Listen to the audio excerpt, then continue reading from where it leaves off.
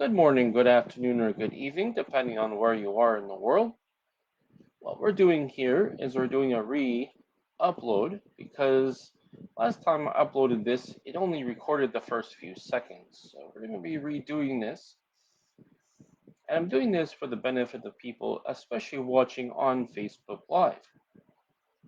And let's get going with this broadcast. Hopefully we do better than just 5 seconds, as that is out of my control. Now, before I review this article, as a disclaimer, I would like to let you know that this is for review, informational, and educational purposes. It is not to take the credit for the intellectual property of the article. The full credit to the intellectual property of the article goes to the publisher, which in this case is phys.org. Story by James Badham. And the headline reads, Bright Prospects for Engineering Quantum Lights. Ahead of you see, one is a line graph depicting E versus Q, E being on the y-axis and Q being on the horizontal and x-axis. We notice that over time, through Q, we have a decline over time, and there's a correction. As you see, there's a dip, and then the correction goes all the way up. Now, at the very top, we have a parabola for type shape that has the same type of trend. And to the right of us, we have the actual structure of what's happening, as it's highlighted here, the actual structure of what this would be. So that gives you an idea, an approximate way. The caption reads, Concept illustration depicting a quantum defect emitting a single photon. Credit goes to Mark Turinsky. Copyright provided by phys.org. Computers benefit greatly from being connected to the internet, so we might ask, what good is a quantum computer without a quantum internet? The secret to our modern internet is the ability for data to remain intact while traveling over long distances, and the best way to achieve this is by using photons. Photons are the single unit, otherwise known as quanta, of light.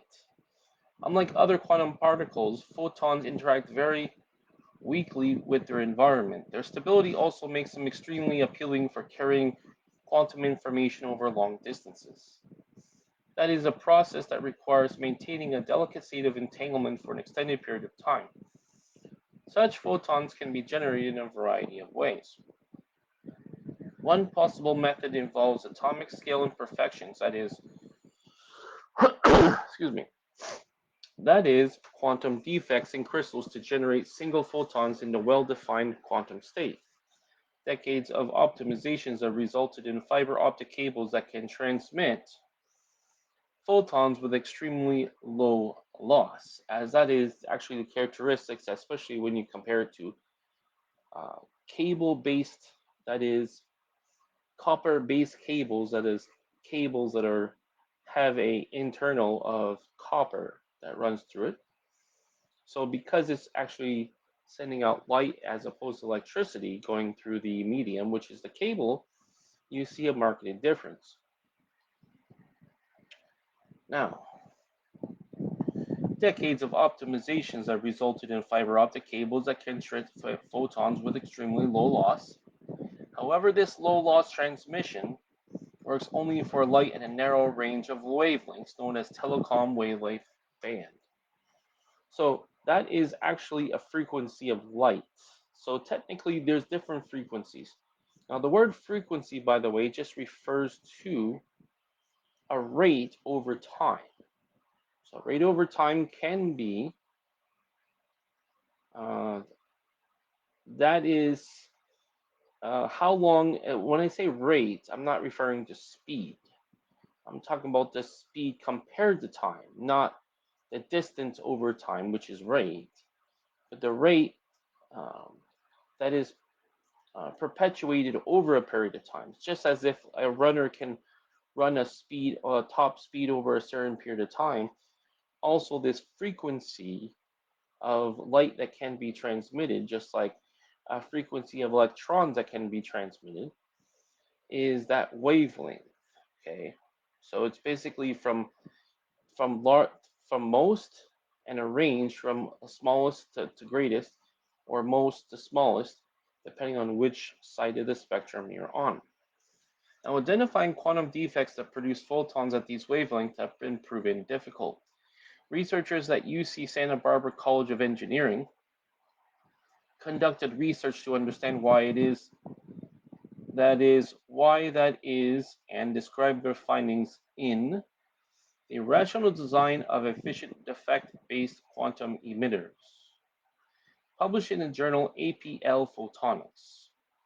Ahead of us, we have a related video entitled Quantum Computers Could Transform Our Future Fast, as per cold fusion. Notice with the video, we have a play button that refers to this is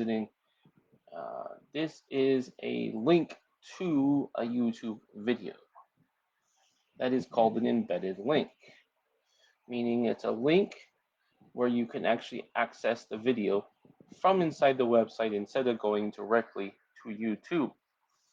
What I will say about that is this will only be available on my Rumble channel, as YouTube does not allow links to content even on the YouTube channel, which is quite ironic. So what I'll do is, the people watching this or seeing this in the comments section of YouTube, I will put the link to my Rumble channel. Then what you'll do is you go to my Rumble channel, and you will, in fact, go to my Rumble channel, select copy and paste my the link to this article, that is. Then what you'll do once you get to this website, you'll be able to watch the video, which I do recommend, for further information on the topic. So let's continue with the article. Quote, atoms are constantly vibrating, and these vibrations can drain energy from the light emitter, says UCSB materials professor Chris Van de Wel. Quote, as a result, rather than emitting a photon, the defect might instead cause the atoms to vibrate, reducing the light emission, unquote. Van de Wel's group developed theoretical models to capture the role of atomic vibrations in the photoemission process and study the role of various defect properties and determining the degree of efficiency. Their work explains why the efficiency of single photon emissions drastically decreases when the emission wavelength increases beyond the wavelength of the visible light, that is, from violet to red, to the infrared wavelengths in the telecom band. Okay.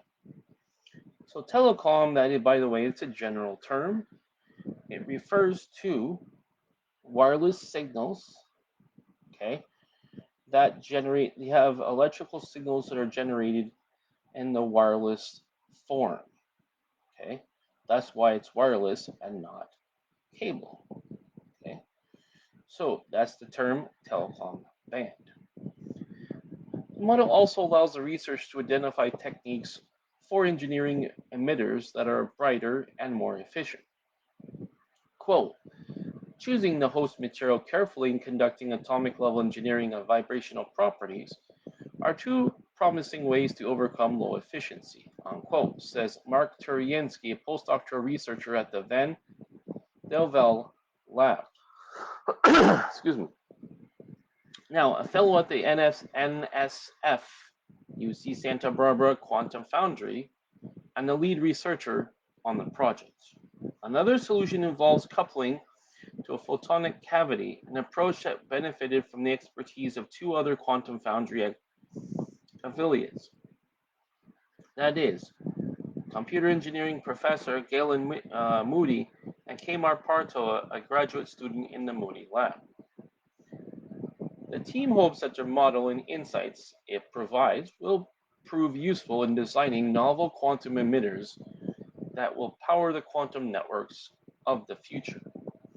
For more information, Mark E. Turinsky et al. Rational Design and Efficient Defect-Based Quantum Emitters, APL Photonics 2024, DOI 10.1063, 5.0203366, provided by University of California, Santa Barbara.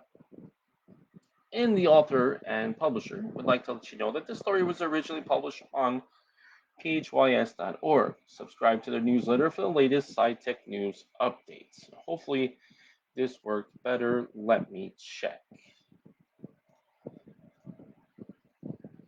Yes, this worked better. There was some sort of bug last time.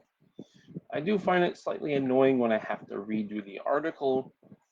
Fortunately, this is a short article, so the impact was minimized. So first of all, I would like to thank all the people watching this on Facebook Live. I do appreciate it. I hopefully enjoyed it. And for all the people who are watching the recorded version of this news review, what I'd like you to do is please click the thumbs up on the video. That way more people can see that they enjoyed it and it was of value for them, and more people will be able to be updated with the news as well.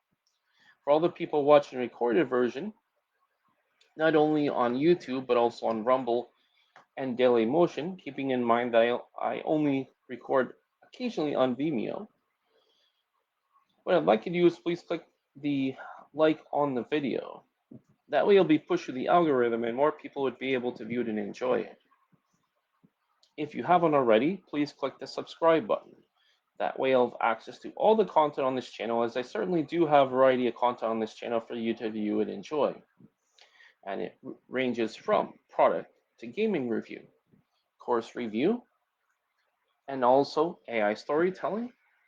And I will be doing fan fiction, which I will be uploading so you can see the nature of my work. And also, there will be an option for you to subscribe to extended content that will be not fan fiction, but stuff that I will have produced with the AI.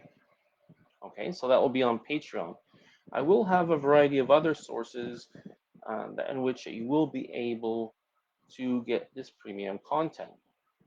Now, what I will have available is a separate link for people who do subscribe, not just subscribe, but also pay for the premium membership. So if you pay for the membership on Rumble, and I don't, my YouTube channel, I believe, is not actually monetized, so it's not available at this point. What I will do in the future is I will be uploading not only fan fiction, but also other AI generated content of various things. So stay tuned for that great content. So as I said before, I would like to thank you for taking the time to watch this video. I do appreciate it. I'd like to wish you a great day wherever you are in the world. Take care, and I'll certainly talk to you next time. Stay tuned for our next great content. I do appreciate it. Talk to you later. Have a great day.